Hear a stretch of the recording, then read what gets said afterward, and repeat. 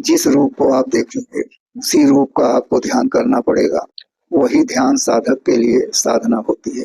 साधना रूप, रंग और गुण से प्रभावित होता है, चाहे वो निराकार हो चाहे साकार हो। लेकिन शास्त्रों में यहाँ तक लिखा गया है, सगुण की उपासना करोगे तब भी निर्गुण को प्राप्त होगा, निर्गुण की उपासना करोगे तब भी निर्गुण को प्राप्त होगा। लेकिन केवल निर्गुण अगर आप करते हो तो निर्गुण का कोई रूप रंग नहीं है, केवल एक शब्द मात्र है। जो हम या हमारे वेद के ऋचाओं में जो लिखा गया शब्द क्या है, प्रणव है। प्रणव में जितने संस्कृत के व्याकरण के हिसाब से अवधातु का जो अर्थ लगाया गया है ओम में, उसके अनेक अर्थ हैं। उन अर्थों को लेकर के हम ओम पर अध्ययन करते हैं, ध्यान करते हैं, तो जो हजारों प्रकार के अर्थ निकल रहे हैं, हजारों प्रकार के अर्थों में एक अर्थ को लेकर के जब हम ध्यान करते हैं तो उसका ध्यान हमें अंतःकरण में जब प्रविष्ट होता है तो उसका साक्षात्कार हो जाता है, जिसे हम शब्द कहते हैं, अक्षर कहते हैं। अक्षर ही ब्रह्म है, पूर्ण ब्रह्म। तो अक्षर के द्वारा हम शब्द का अनुबोध करके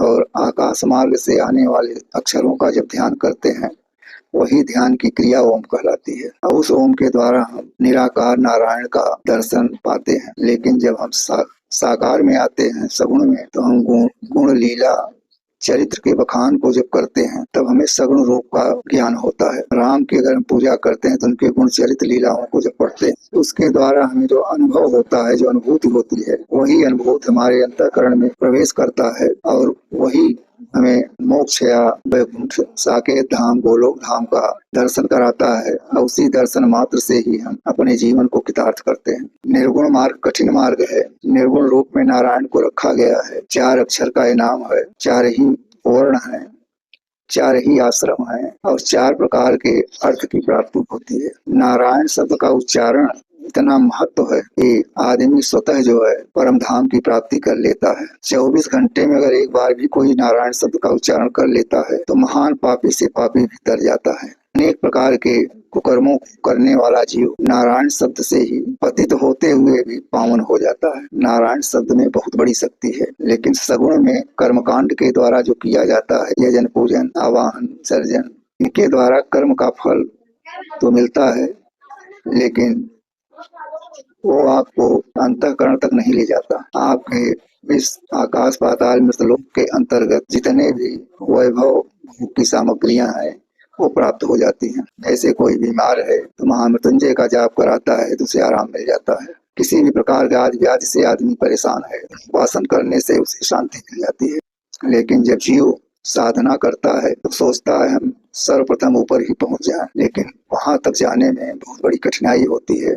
और करने वाले साधक करते भी हैं, वहां तक पहुंचते भी हैं। लेकिन अगर कोई साधक साधना करे कि हम सतधाम सतलोक प्राप्त कर लें तो किसी अनुभवी संत या गुरु के पास बैठकर ही करेगा, तभी वहां तक पहुंच पाएगा। क्योंकि हर जीव कर्मकांड के अंतर्गत फंसा हुआ है और इस संसार सागर में जितनी भी क्रियाएं हैं, सारी क्रियाएं भोग से ही लिप्त हैं।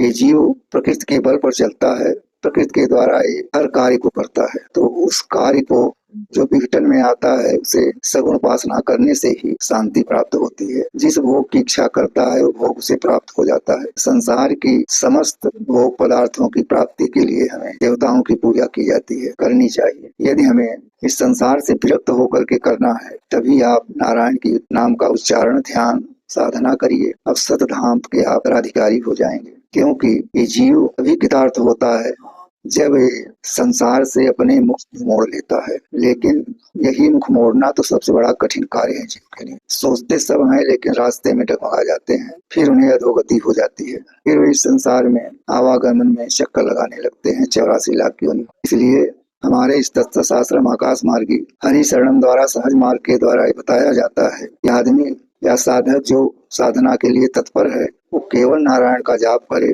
प्रणव मंत्र के द्वारा ही नारायण की प्राप्ति होगी। और प्रणव में जितने भी अक्षर हैं, स्वर हैं, ये हजारों अर्थ देने वाले हैं, सभी कामनाओं की पूर्ति करने वाले हैं। व्याकरण के द्वारा जो व्याकरणाचार्य हैं या जो सत्पुरुष हैं वो सब बखान करते हैं प्रणव का। मंत्र तो अपनी जगह सब शक्तिशाली है, लेकिन प्रणव सबसे उच्च है, सर्वोत्तम है, जो कि साधक को सतमार्ग पर ले जाकर के सतधाम तक पहुंचा देता है। हरि ओम, शांति।